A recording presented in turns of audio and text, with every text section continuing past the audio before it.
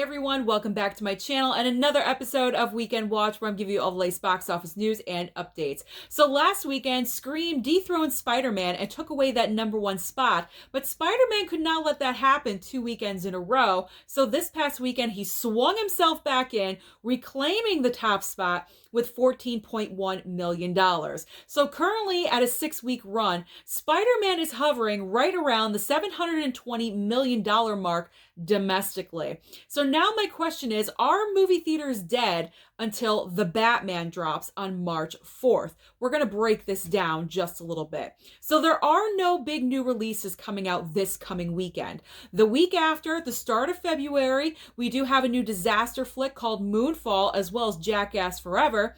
Now I am predicting that these movies will bring in some kind of dollar, but nothing like Spider-Man No Way Home. That's absolutely a phenomenon. And we do have some movies coming out in the rest of February. We have a rom-com with Jennifer Lopez. We have a movie with Channing Tatum and a dog.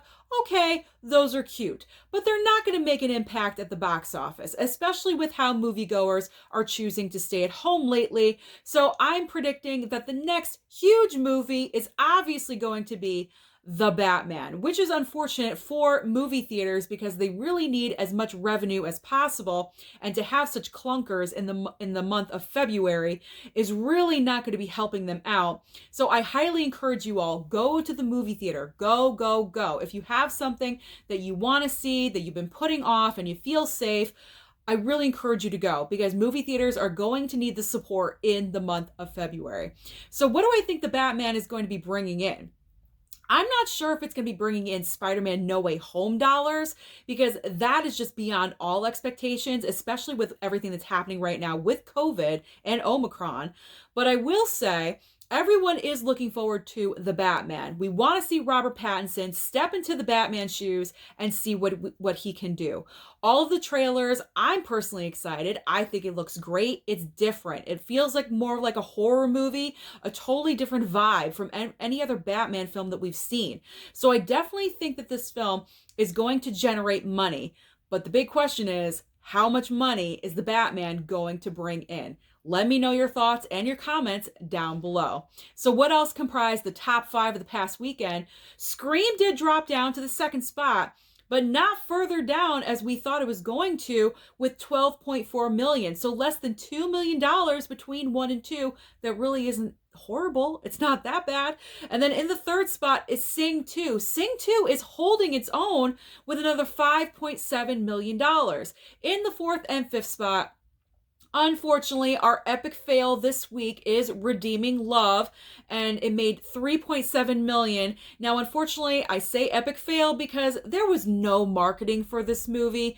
There was maybe a smidge, just a slight little bit of marketing. They could have pushed this movie more. I probably would have saved this for February, maybe for Valentine's Day, because it does feel like the crux of this film was a love story. So putting it out in January, I don't really know what they were thinking, but it was the wrong choice.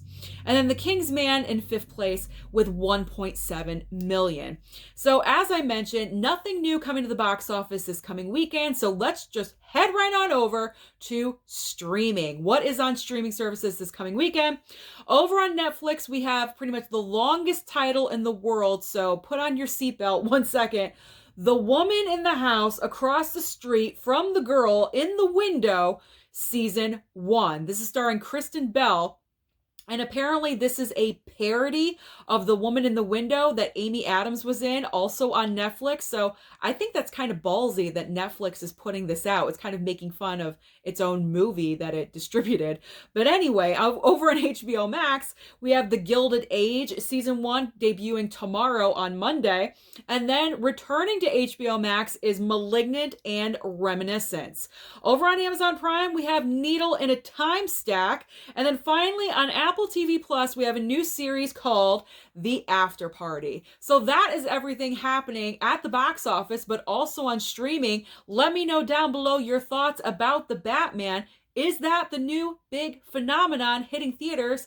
I think it is. Don't forget to like and subscribe down below, and I'll see you next time.